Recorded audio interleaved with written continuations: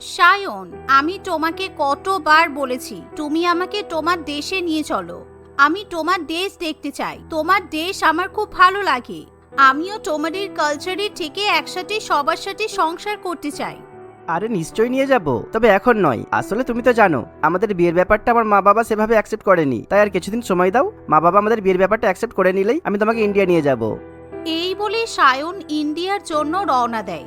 কিন্তু ক্যাথরিন এটা মনে মনে কিছুতেই মেনে নিতে পারে না, কারণ ক্যাথরিন সবসময় সায়নের বাবা মাকে দেখতে চায়। তাই ক্যাথরিন সায়নকে কিছু না বলেই তার পিছু পিছু ইন্ডিয়াতে চলে যায়। সেখানে গিয়ে ক্যাথরিন যখন দরজা নক করে, তখন সায়নের প্রথম বউ রুক্মিণী দরজা খোলে। আরে, আপনাকে তো দেখে বিদেশি মনে হচ্ছে, কিন্তু আমাদের পাড়ায় যে কোনো বিদেশি থাকে তা তো আমি কখনো শুনিনি। আপনি এখানে কি করছেন? আমাদের বাড়িতে আপনি কাকেই বা খুঁজছেন? আসলে একটু আগেই আমি আমার হাজবেন্ডকে এই বাড়িতে ঢুকতে দেখলাম, তাই আমার মনে হচ্ছে এটা আমার হাজবেন্ডেরই বাড়ি। আমার হাজবেন্ডকে একটু ডেকে দিন না, আমি আমার হাজবেন্ডের সঙ্গে দেখা করতে এসেছি। রুক্মিণী ক্যাথরিনের কথা শুনে আকাশ থেকে পড়ে। আমার মনে হয় আপনি কোনো ভুল বাড়িতে এসেছেন, কারণ এই বাড়িতে একটিমাত্র ইয়াং ছেলে আছে, যিনি আমার হাজবেন্ড। আপনি অন্য বাড়িতে গিয়ে একবার আপনার হাজবেন্ডের খোঁজ করতে পারেন, কারণ এখানে আমার হাজবেন্ড ছাড়া অন্য কোনো ইয়াং ছেলে থাকে না।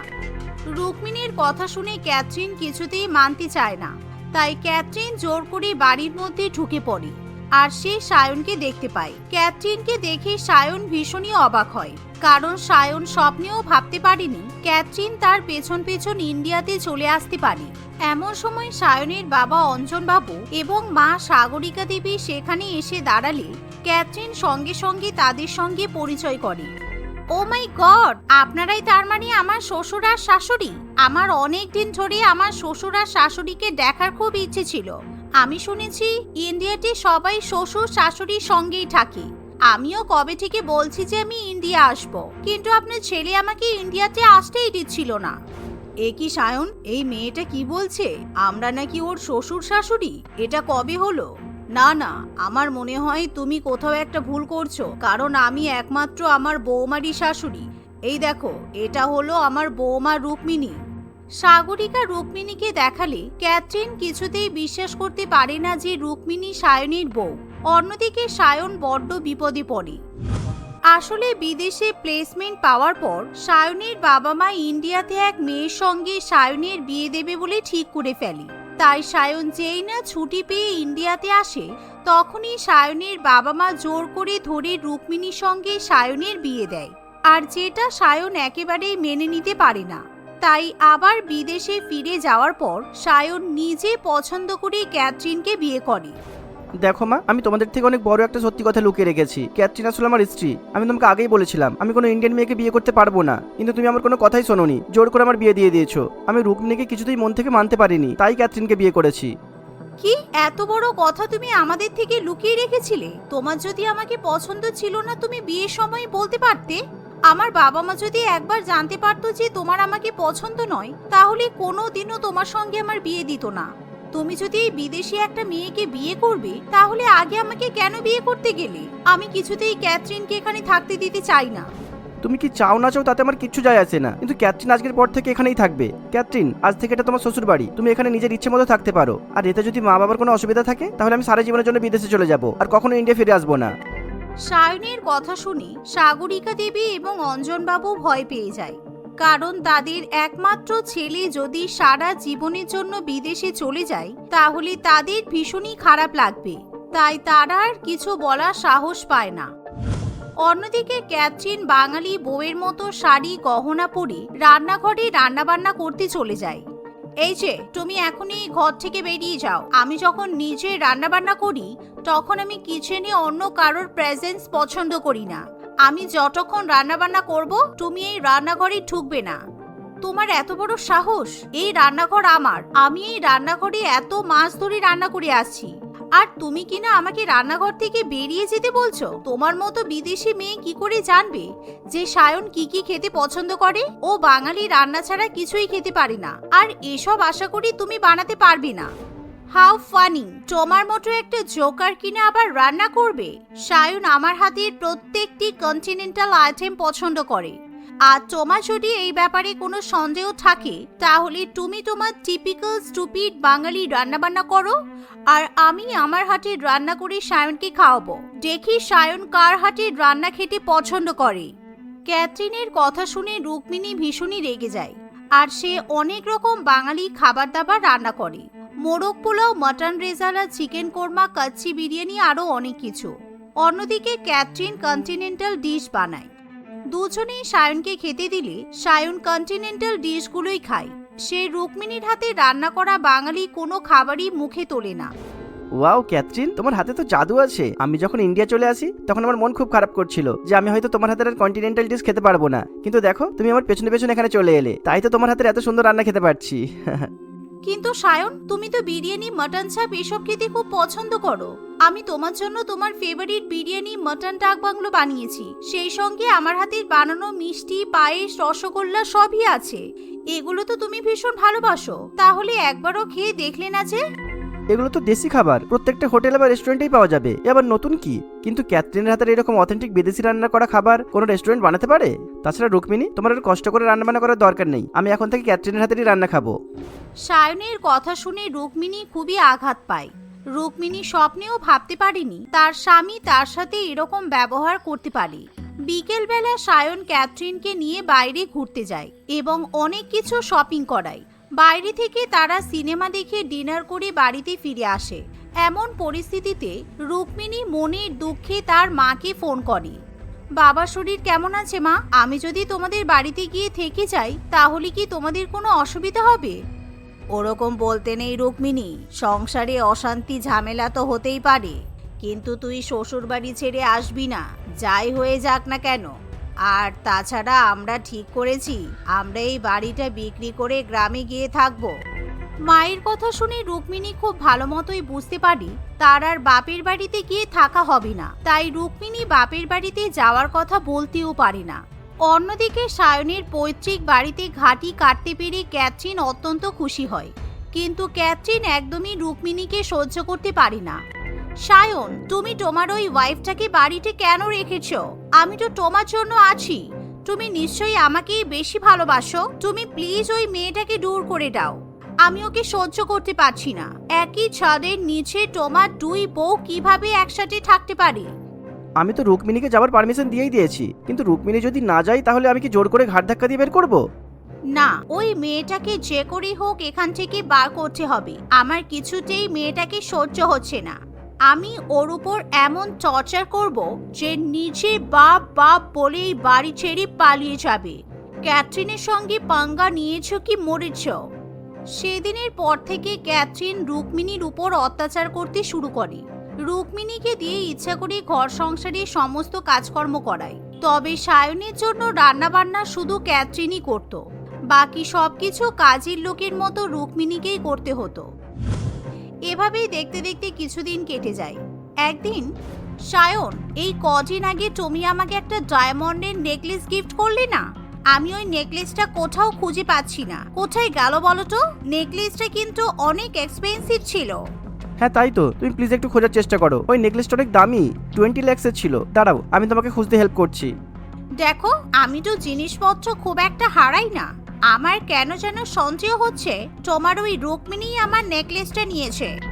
এই বলে ক্যাথরিন রুক্মিণীর আলমারিতে খোঁজাখুঁজি করে নিজের ডায়মন্ডের নেকলেসটা বার করে। ক্যাথরিন সোজা সেই নেকলেসটা নিয়ে রুক্মিণীর কাছে যায় এবং তার গালে ঠাস করে একটা চড় মারে। এখন বুঝতে পারছি সায়ন কেন ইন্ডিয়ান মেয়েদের পছন্দ করে না, কারণ ইন্ডিয়ানরা চোর হয়, ঠিক যেমন তুমি চোর। আমার দেশ থেকে আনা ডায়মন্ডের নেকলেসটা সুন্দরভাবে তুমি চুরি করে নিলে। না না, তোমরা বিশ্বাস করো, আমি সত্যি চুরি করিনি। আমি জানিও না আমার আলমারিতে নেকলেসটা কোথা থেকে এলো। আমার ডায়মন্ডের কোনো শখ নেই, আমার ডায়মন্ডের প্রতি কোনো লোভ নেই। এখন ধরা পড়ে গিয়ে এই সমস্ত মিথ্যা কথা বানিয়ে বানিয়ে বলতে খুব ভালো লাগছে, তাই না? কি ভেবেছো আমি তোমার মতো আনস্মার্ট আর ইলিটারেট? এভাবেই ক্যাথরিন রুক্মিণীকে যাচ্ছে তাই ভাবে অপমান করে। এমনকি সায়নও ভেবে নেয় যে রুক্মিণী হয়তো সত্যিই চুরি করেছে, তাই সায়নও রুক্মিণীর উপর ভীষণই রেগে যায়। এভাবেই ক্যাথরিন এরকম ছোটখাটো ব্যাপারগুলো নিজে করে রুক্মিণীর নামে দোষ চাপায়। কখনো সায়ন ওয়াশরুম থেকে ফিরে এসে দেখে তার ল্যাপটপের উপর চা পড়ে আছে, কিংবা কখনো ক্যাথরিনের দামি ড্রেস কেউ ছিঁড়ে ফেলে দেয়। আবার মাঝে মধ্যে সায়নের ওয়ালেট থেকে টাকাও চুরি হয়। এরকম কাণ্ড কারখানা দেখে সায়ন এবার বড্ড বিরক্ত হয়ে ওঠে। তুমি এই বাড়ি ছেড়ে এক্ষুনি বেরিয়ে যাও। তুমি এখানে থাকলে আমি জীবনে কোনোদিনও শান্তিতে সংসার করতে পারবো না। সায়ন রুক্মিণীকে অনেক কথা শুনিয়ে সেখান থেকে বার করে দেয়, যা দেখে ক্যাথরিন মনে মনে খুবই খুশি হয়। কিন্তু রুক্মিণী যেহেতু যাওয়ার কোনো জায়গা থাকে না, তাই সে মনের দুঃখে স্টেশনে গিয়ে বসে থাকে আর খুবই কান্নাকাটি করতে থাকে। ঠিক এমন সময়, আরে ম্যাডাম, আপনি এত কান্নাকাটি করছেন কেন? আপনার বাড়ি বা কোথায়? এখন তো রাত হয়ে যাচ্ছে, আপনার নিজের বাড়ি ফেরা উচিত। আমার যাওয়ার তো কোনো জায়গা নেই। আমার শ্বশুরবাড়ি থেকে আমাকে বার করে দিয়েছে। আমার হাজবেন্ড আর আমার বিদেশি সতীন দুজনের কেউই আমাকে আমার শ্বশুরবাড়িতে রাখতে চায় না। রুক্মিণীর কথা শুনে পুলিশ অফিসার ভীষণই রেগে যায়, কারণ ইন্ডিয়াতে একটার বেশি দুটো বিয়ে করা আইনত অপরাধ। তাই তারা সবাই মিলে লোকাল থানায় খবর দেয় এবং সায়নের বাড়িতে যায়। কিন্তু সেখানে গিয়ে পুলিশ অফিসারগুলো ভীষণই আশ্চর্য হয়। আরে এই মেয়েটাকে চেনা চেনা লাগছে না? এই কদিন আগেই তো এই মেয়েটার ছবি আমাদের পুলিশ স্টেশনে এসেছিল। এই মেয়েটা নাকি ড্রাগ ডিলার। গোপন সূত্রে খবরও পেয়েছিলাম এই মেয়েটা নাকি ইন্ডিয়াতে ড্রাগ সাপ্লাই করতে এসেছে, আর ইন্ডিয়াতে নাকি ড্রাগ ইন্ডাস্ট্রিও বানাতে চায়। পুলিশ অফিসারের কথা শুনে ক্যাথরিন বুঝে যায় এবার সে ধরা পড়ে গেছে। তাই ক্যাথরিন জানালা দিয়ে পালানোর চেষ্টা করলেও পুলিশগুলো ক্যাথরিনকে ধরে ফেলে। I am so sorry, please আমাকে ক্ষমা করে দিন, আমি আমার দেশে ফিরতে চাই। তখনই পুলিশ ক্যাথরিনের ব্যাগ সার্চ করলে সেখান থেকে প্রচুর ড্রাগস খুঁজে পায়। ছি ক্যাথরিন, ছি, তুমি একটা জলজান্ত ক্রিমিনাল। আমি যদি আগে জানতাম, আমি কোনোদিনও তোমাকে বিয়ে করা তো দূরের কথা, তোমার মুখও দেখতাম না। অফিসার, এই মেয়েকে নিয়ে যান, এর সাথে আমার কোনো সম্পর্ক নেই। এরকম ঘটনার পর সায়ন নিজের ভুল বুঝতে পারে। তুমি প্লিজ আমাকে ক্ষমা করে দাও। আমি তোমাকে জীবনে অনেক ভুল বুঝেছি। আমি আর কখনো তোমার সঙ্গে খারাপ ব্যবহার করবো না। আজকে তুমি না থাকলে হয়তো আমি কোনোদিনও জানতেও পারতাম না যে ক্যাথরিন এত বড় একটা ক্রিমিনাল। তুমি তো আমার প্রথম বউ, মানে আমার আসল বউ। তুমি প্লিজ আমাকে ছেড়ে যেও না। সায়ন অনেক কাকতি মিনতি করলে রুক্মিণী তাকে ক্ষমা করে দেয়। সেদিনের পর থেকে সায়ন আর কখনো রুক্মিণীর সঙ্গে খারাপ ব্যবহার করে না। বছর দেড়েক আগে রমিলা ও কৌস্তবের নিজস্ব বাড়ি প্রতাপপুর থেকে বিয়ে হয়েছিল। বিয়ের পরবর্তী দিনগুলোতে বেশ আনন্দের সঙ্গে তাদেরকে সময় কাটাতে দেখা যেত, কিন্তু সেদিন কৌস্তবকে আরো বেশি খুশি হতে দেখা যায়। কি বলছেন ডাক্তারবাবু? রমিলা মা হতে চলেছে? ও মাই গড, আমি তো বিশ্বাসই করতে পারছি না। ওকে ওকে, বুঝেছি। এত এক্সাইটেড হওয়া ভালো নয়। এবারে বাড়িতে গিয়ে আপনার স্ত্রীর ভালোভাবে খেয়াল রাখুন, আর লক্ষ্য রাখবেন যেন কোনো সমস্যা না হয়। রমিলার এই সবে 2 মাস পড়েছে, এখনো 7-8 মাস ওকে লক্ষ্য রাখতে হবে। ডাক্তারবাবুর কথা শুনে কৌস্তব রমিলাকে নিয়ে সেখান থেকে বাড়ি চলে আসে। আসলে কৌস্তব ও রমিলার বাড়ি এই এলাকায় ছিল না, তাদের বাড়ি ছিল প্রতাপপুর নামক জায়গায়। তারা কাজের সূত্রে মাস 6 আগে থেকে এখানে বসবাস করছে। এর আগে কৌস্তব তার মা শকুন্তলা দেবী এবং তার বাবা কৌস্তব বাবুর সঙ্গে বাস করত। বেশ কয়েকদিন কেটে যায়। একদিন, হ্যাঁ গো, কি বলছি শোনো না, মাকে একবার খবর দিলে ভালো হতো না? তাহলে এখানে এসে কয়েকদিন কাটিয়ে যেত। এই কদিন আমার শরীরটা কেমন জানি খুব খারাপ লাগছে। সংসারের কাজকর্মগুলো ঠিকমতো করা যাচ্ছে না গো।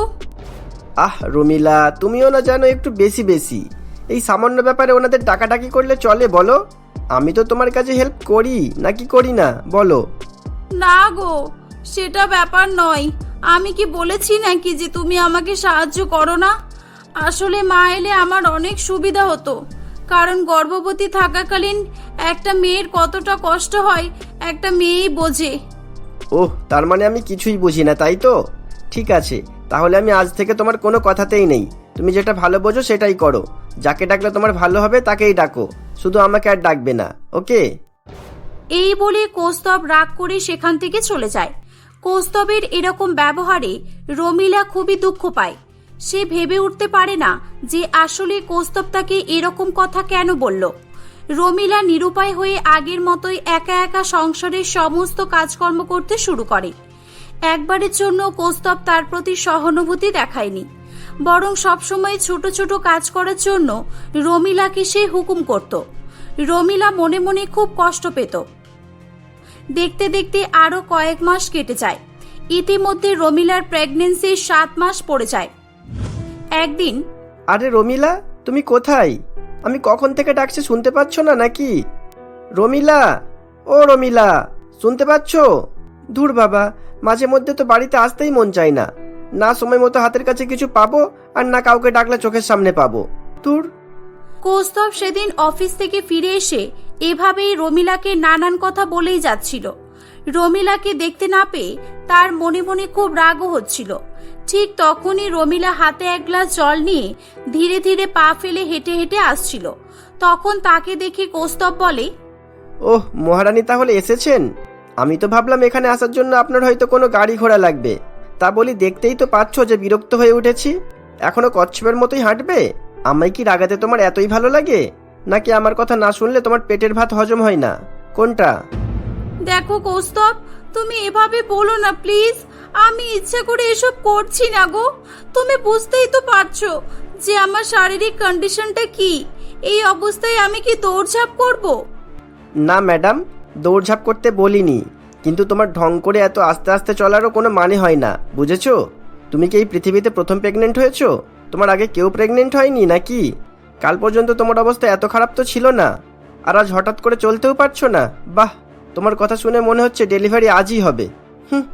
কৌস্তবের আবারও এরকম আপত্তিকর কথাবার্তা শুনে রমিলার খুব রাগ হয়। কষ্ট তো সব মেয়েদেরই হয়, তাদের কষ্ট বোঝার মতো কেউ থাকে আবার কেউ থাকে না। সবাই তো তাদের স্বামীকেই বলে, কিন্তু তুমি তো কিছু বুঝতেই চাও না। ঈশ্বর যদি তোমাকে একদিনের জন্য গর্ভবতী করতো না, তাহলে একটা শরীরের মধ্যে অন্য একটা প্রাণ নিয়ে ঘুরলে কতটা কষ্ট লাগে তখন তুমি বুঝতে। চুপ করো, পৃথিবীর সব মায়েরাই ঘোরে, আর আমিও ঘুরতে পারতাম। তুমি বললে আমি তোমার চেয়ে 2 ডবল ভারী পেট করে নিয়ে ঘুরতে পারবো, বুঝেছো? হয়তো আমি সন্তান জন্ম দিতে পারবো না ঠিকই, কিন্তু একটু হলেও তোমার মতোই অনুভূতি পাবো, তাই না? ঠিক আছে, তবে তাই হোক। তবে একটা কথা, শুধু পেট উঁচু করে ঘুরলেই হবে না। আমি সারাদিন যা যা কাজ করি, যা যা খাই, তোমাকে তাই খেতে হবে।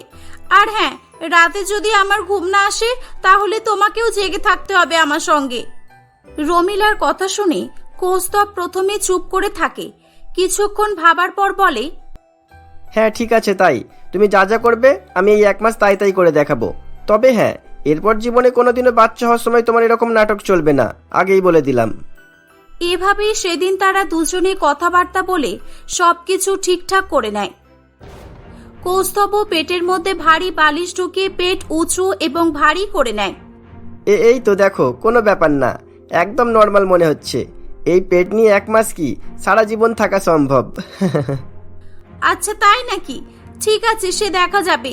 এবার চাও তো রান্নাঘরে গিয়ে আমার জন্য রান্না করে নিয়ে এসো, আমার খুব খিদে পেয়েছে। কি, আমি রান্না? ও আচ্ছা আচ্ছা, ঠিক আছে, যাচ্ছি। কৌস্তব হাঁটাচলা করতে গিয়ে দেখে যে তার হাঁটতে একটু সমস্যা হচ্ছে, তবুও সে রমিলাকে সেটা বুঝতে দেয় না। সে খুব কষ্টে রান্না করে নিয়ে এসে রমিলাকে খেতে দেয়। এই তো গুড বয়। আর তুমি এরকম ভাবে হাঁটছো কেন? টলমল করছো কেন? নর্মাল ভাবে হাঁটবে, ঠিক আছে? কই না তো, নর্মাল ভাবেই তো হাঁটছি। এবার বলো কি করতে হবে? ঘরগুলো মুছে ফেলো এবার, একদম পরিষ্কার করে, ওকে? তারপর বাসন ধোবে, জামা কাপড় কাচবে, জামা কাপড়গুলো শুকিয়ে আয়রন করবে। আচ্ছা আচ্ছা, এক এক করে বলো, সব একসঙ্গে বললে ভুলে যাবো তো। কৌস্তব ঘর মুছতে গিয়ে দেখে যে তার উঁচু ও ভারী পেটের জন্য তার খুব সমস্যা হচ্ছে। সে ঠিকভাবে বসতেও পারছে না, তবুও সে যেমন তেমন করে ঘর মুছে ফেলে। রাতে ঘুমানোর সময়, এই রমিলা, আমার খুব গরম হচ্ছে, পেটের মধ্যে এত ভারী বালিশ রেখে ঘুমানো যায় নাকি? আমি এটা খুলে রাখছি, সকালে পরে নেব আবার। না একদম না, এমন তো কথা হয়নি। আগামী 1 মাস তুমি কোনোভাবেই বালিশ পেট থেকে বের করতে পারবে না। কেন, আমার বুঝি গরম হয় না? আমারও তো অনেক গরম হয়। আমার শুধু একদিন নয়, প্রত্যেক দিনই তো ঘুম হয় না। ঠিক আছে বাবা, ঠিক আছে ঠিক আছে। সেদিন রাতে কৌস্তব কিছুতেই ঠিকমতো ঘুমাতে পারে না। সে সারা রাত জেগে থাকে। পরের দিন সকালবেলা, দেখলে তো, 1 দিন কেটে গেল। কাল সকাল থেকে আজ সকাল পর্যন্ত আমি প্রেগনেন্ট ছিলাম। আর হ্যাঁ, আমার পেটেও কাল থেকে 5 কেজি ওজনের বাচ্চা ছিল। হ্যাঁ সে তো ঠিক আছে মশাই, কিন্তু আজকে সকাল হতে না হতে তুমি বালিশগুলো খুলে ফেললে কেন? তোমার অসুবিধা হচ্ছে বুঝি? না না, অসুবিধার কি আছে, কিন্তু আমি অফিসে যাচ্ছিলাম তো তাই ওটা খুলে রেখে এলাম। না মশাই, এরকম তো কথা হয়নি।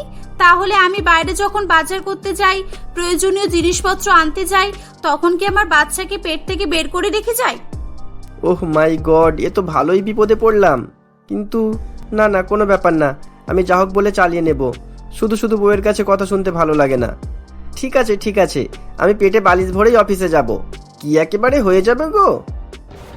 হে ঈশ্বর, কোন জন্মের পাপ করেছিলাম কি জানি, যে এত শাস্তি পাচ্ছি। ভালোই হতো যদি বিয়েই না করতাম। তবে মানুষ পারবে না এমন কাজ কোনোই নেই। আমিও এটা করে দেখাবো। আর শুধু রমিলার জন্যই নয়, আমার মতো সব ছেলের সাহস বাড়ানোর জন্যই করে দেখাবো। এভাবেই ভাবতে ভাবতে কৌস্তব তার অফিসে চলে যায়। হঠাৎ করেই কৌস্তবকে এরকম অবস্থায় দেখে অফিসের সকলেই হাসাহাসি করতে শুরু করে। তার বস মোহনবাবু সেখানে এসে বলে, আরে কৌস্তব, কি ব্যাপার? আজ তোমাকে প্রেগনেন্ট লাগছে কেন? আমি ঠিক দেখছি নাকি চোখে ভুল দেখছি? এত বড় ভড়ি কি করে বানালে? না না স্যার, সেরকম কোনো ব্যাপার না। আসলে আজ একটু চাপ করে খাওয়া হয়ে গেছে তো, তাই পেটটা একটু বাইরে বেরিয়ে এসেছে। ও, আমাদের ছেলেদের এটাই সমস্যা, একটু বেশি খেলেই পেট প্রেগনেন্সিতে পরিণত হয়। আর হ্যাঁ, সরি কৌস্তব, আমি মজা করেই তোমাকে প্রেগনেন্ট কথাটা বললাম। আর সরি স্যার, আপনি ঠিকই ভেবেছেন, কিন্তু আমার দুঃখের কথা কাকে ও কিভাবে বলি? কৌস্তবের বস খুবই রসিক প্রকৃতির ছিল। সে কথা বলতে বলতে মানুষের গায়ে হাত দিয়ে দিত, আর তখনও তার সঙ্গে সেটাই ঘটেছিল। সে কৌস্তবের সঙ্গে কথা বলতে বলতেও তার পেটে হাত মারে, কিন্তু তখনই তার পেটে বেঁধে রাখা বালিশটার নিচে পড়ে যায়। তখন কৌস্তবের সত্যিটা সকলের সামনে বেরিয়ে আসে এবং সবার সামনে তাকে অপমানিত হতে হয়। কৌস্তব বাড়ি চলে আসে। সে বাড়ি এসে তার মাকে দেখতে পেয়ে অবাক হয়ে যায়। কিরে, আমার প্রেগনেন্ট ছেলে, তোর পেটের বাচ্চা কোথায়? মা, তাহলে তুমিও জেনে গেছো আমার প্রেগনেন্টের কথা? হ্যাঁ, আমার ছেলে প্রেগনেন্ট হয়েছে আর আমি জানতে পারবো না? চ্যালেঞ্জ করে বালিশ নিয়েও পেটে একদিন রাখতে পারলি না, তাই তো? তাহলে বল, একটা মেয়ে 10 মাস 10 দিন তার সন্তানকে গর্ভে কিভাবে রাখে? আর সেই মাকে তুই উল্টোপাল্টা কথা বলিস? আর কিনা বলিস সে নাটক করছে। ছি কৌস্তব, ছি, তোকে আমার ছেলে বলতেও আমার খারাপ লাগছে। মা, আমায় ক্ষমা করে দাও। আর রমিলা, তোমাকেও বলছি, আমি অনেক বড় ভুল করেছি। আমি প্রথমে এটা বুঝতে পারিনি, কিন্তু দেখো, ঈশ্বর আজ আমাকে বুঝিয়ে দিল। আসলে আমাদের সকলকেই সকলের প্রতি খেয়াল রাখা উচিত। কারোর কষ্ট না বুঝে তাকে কখনোই তাচ্ছিল্য করা উচিত নয়। এভাবেই সেদিন কৌস্তব নানান কথা বলতে থাকে। তার কথাগুলো শুনে মনে হচ্ছিল যে সে নিজের ভুল বুঝতে পেরেছে। কৌস্তব রমিলার অনেক খেয়াল রাখতে শুরু করে এবং তাকে আর কোনো কাজ করতে বলে না। এমনই একদিন রমিলার শরীর খুব খারাপ হয়ে যায় এবং তাকে তাড়াতাড়ি করে হসপিটালে অ্যাডমিট করা হয়। সেদিনই রমিলা একটি সুন্দর ফুটফুটে কন্যা সন্তানের জন্ম দেয়। তারা ছোট্ট বাচ্চা মেয়েটিকে নিয়ে সুখে শান্তিতে বসবাস করতে থাকে।